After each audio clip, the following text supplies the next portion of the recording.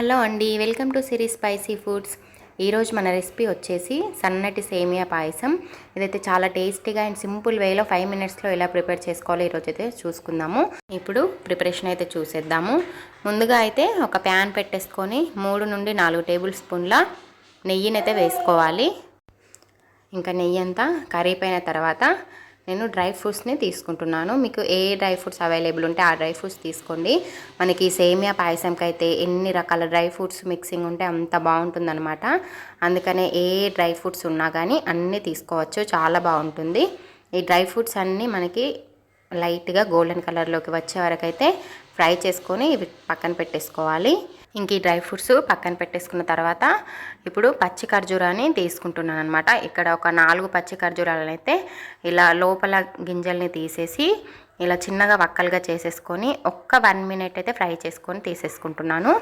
Wheat flavour మనకి ఈ సన్నటి సేమియాలో చాలా మంచి ఫ్లేవర్ ఉంటుంది, అందుకే ఇవి తీసుకున్నాను. మీకు అవైలబుల్ ఉంటే తీసుకోండి. ఇంక ఇప్పుడు ఈ డ్రై ఫ్రూట్స్ వేయించుకోవడం అయిపోయిన తర్వాత ఇంకా అదే నెయ్యిలోకి అయితే ఒక 2 గ్లాసుల పాలనైతే తీసుకోవాలి. ఇక్కడ మనం చిక్కటి పాలు తీసుకుంటే మంచి టేస్ట్ అయితే వస్తుందన్నమాట. అందుకని 2 గ్లాసుల పాలనైతే తీసుకుంటున్నాను. ఈ పాలు అనేవి బాగా మరగాలన్నమాట. ఒక 2 నుండి 3 మినిట్స్ హై ఫ్లేమ్ పెట్టేసుకొని మరిగించుకోవాలి. ఇంక ఇప్పుడు ఇందులోకే ఒక 1 కప్పు షుగర్ తీసుకుంటున్నాను. చూడండి, మీ స్వీట్నెస్ తగ్గట్టుకైతే షుగర్ తీసుకోండి.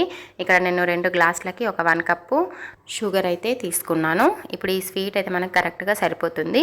కొంచెం ఎక్కువ స్వీట్ తినే వాళ్ళు ఉంటే ఒక 1/2 కప్పు ఎక్కువ కూడా తీసుకోవచ్చు అనమాట. ఇదంతా ఒక 3 మినిట్స్ పాటు హై ఫ్లేమ్ పెట్టేసి మరిగించుకోవాలి. అలాగే ఒక 1/2 టేబుల్ స్పూను యాలకుల పొడి కూడా వేసుకొని బాగా కలుపుకోండి. యాలకుల పొడి ద్వారా మంచి ఫ్లేవర్ అయితే వస్తుంది. ఇంక ఇప్పుడు 3 మినిట్స్ హై ఫ్లేమ్లో బాగా మరిగించుకోవాలి. ఇంకా మరిగించుకున్న తర్వాత మనం ఈ సన్నటి సేమియాని అయితే ఇందులోకి వేసేసుకోవాలి. మనం ఇది ఫ్రై చేయాల్సిన అవసరం ఏమీ ఉండదు. ఇది ఆల్రెడీ రోస్టెడ్ సేమియా అనమాట. చూడండి, ఆల్రెడీ రోస్ట్ అయిపోయి ఉంటుంది కాబట్టి మనం ఇది వేసుకున్న వెంటనే స్టవ్ అయితే ఆఫ్ చేసేసుకోవాలి. మనకి వెంటనే మెత్తగా అయిపోతుంది.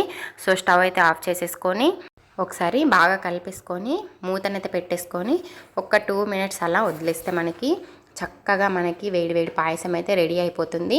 అస్సలు దగ్గరికి రాకుండా మంచి టేస్ట్తో ఉంటుందన్నమాట. చూడండి, మనం ముందుగానే ఎక్కువగా పాలు అనేవి తీసుకోవాలన్నమాట. అప్పుడు మనకి ఎక్కువగా దగ్గరికి రాకుండా పాయసం చాలా టేస్టీగా ఉంటుంది. ఇంకా లాస్ట్కి అయితే ఈ డ్రై ఫ్రూట్స్ని వేసేసుకొని ఒకసారి అలా కలిపేసుకొని సర్వ్ చేసుకొని తింటే అంతే, ఇంకా మంచి టేస్టీ పాయసం అయితే మనకి రెడీ అయిపోతుంది అనమాట. మీకు ఈ పాయసం వీడియో నచ్చితే తప్పకుండా మన వీడియోని లైక్ చేయండి. అలాగే ఇలాంటి మరిన్ని రెసిపీస్ కోసం మన ఛానల్ని సబ్స్క్రైబ్ చేసుకోండి.